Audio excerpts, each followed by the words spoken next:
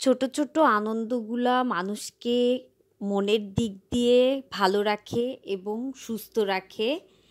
সবাই ছোট ছোট অনুষ্ঠানগুলোর মাধ্যমে একটু এক জায়গায় হওয়া হয়, সবাই একসাথে অনেকটা সময় পাওয়া যায়, বেশ আনন্দে থাকা যায়।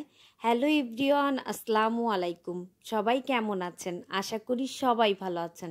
সবাইকে স্বাগতম রুহামাস মামুনি ব্লগসে ছোট্ট আরেকটি ব্লগ ভিডিও দেখার জন্য।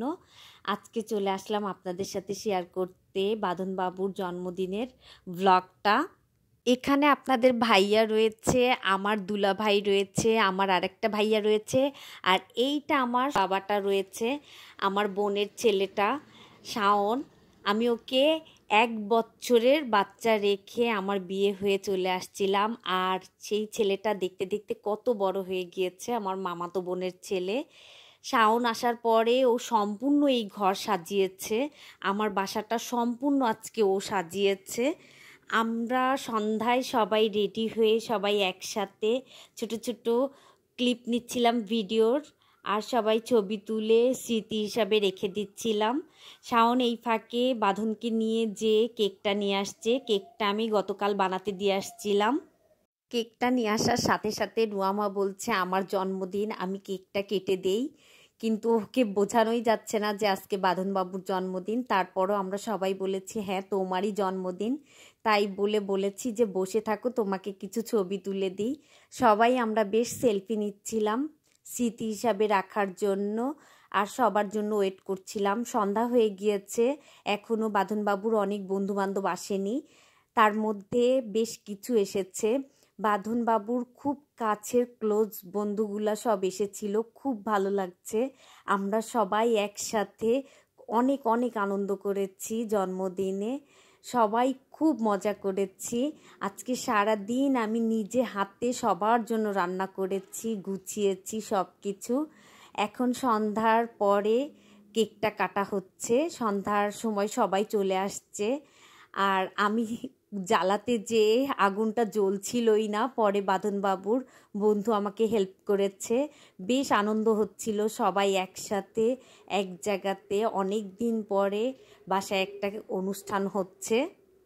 কেকটা কাটার জন্য আমরা সবাই রেডি, বা রুহামা তো খুব খুশি যে কেক কাটবে অনেক দিন পরে, কারণ ওর জন্মদিনটা এবার হয়নি।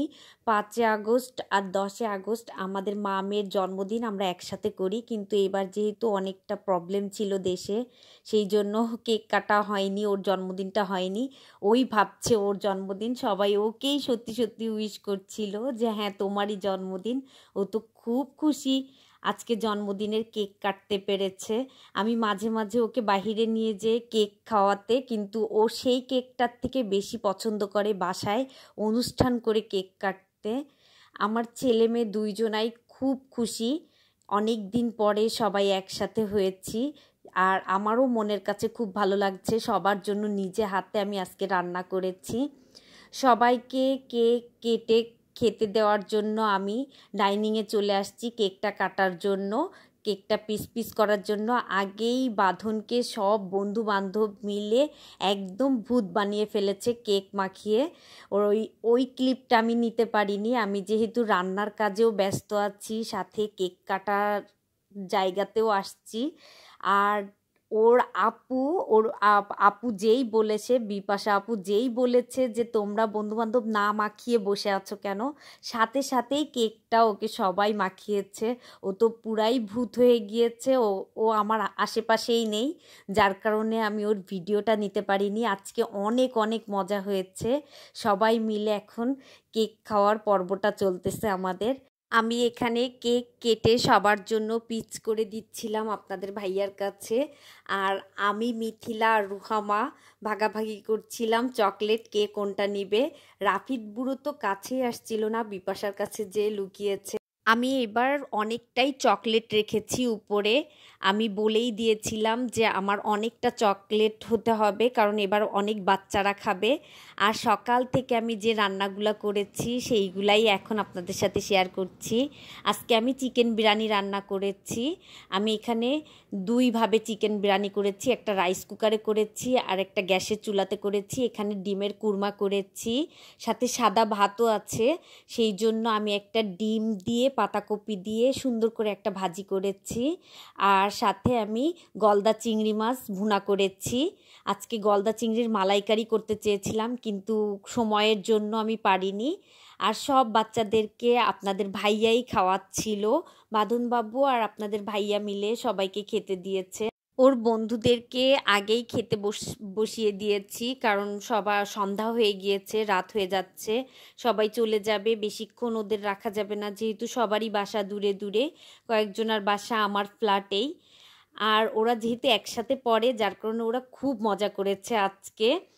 আর ওর খালু ওর জন্য এই সবগুলা গিফট পাঠিয়েছে ওর ভাইয়াকে দিয়ে। ওর শাওন ভাইয়া সব নিয়ে আসছে পছন্দ করে, অনেক সুন্দর হয়েছে প্রতিটা গিফট। আর সব বাবুরা একটা করে গিফট দিয়েছে বাঁধনকে স্মৃতি হিসাবে। অনেক সুন্দর, সবগুলা জিনিসই অনেক সুন্দর হয়েছে। আমি পরের দিন সব খুলে খুলে দেখেছি। বাঁধনের বাপি যে শার্টটা দিয়েছে, এই শার্টটা বাঁধন জন্মদিনের দিন পরেছে, বেশ সুন্দর লাগছিল।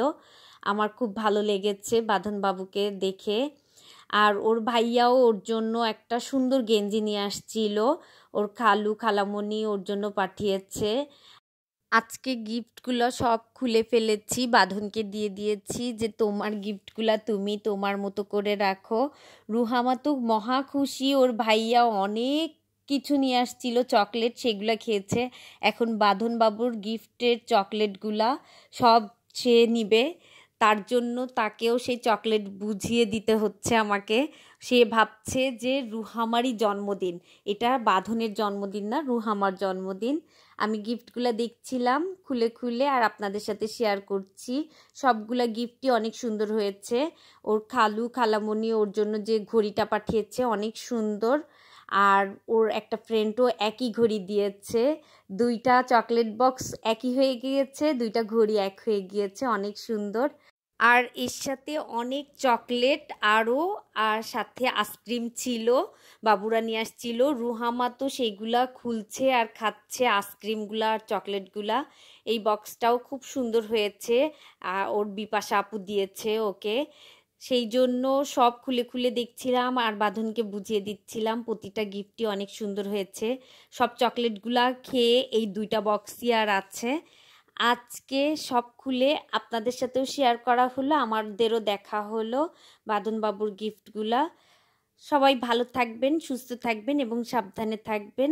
আল্লাহ হাফেজ।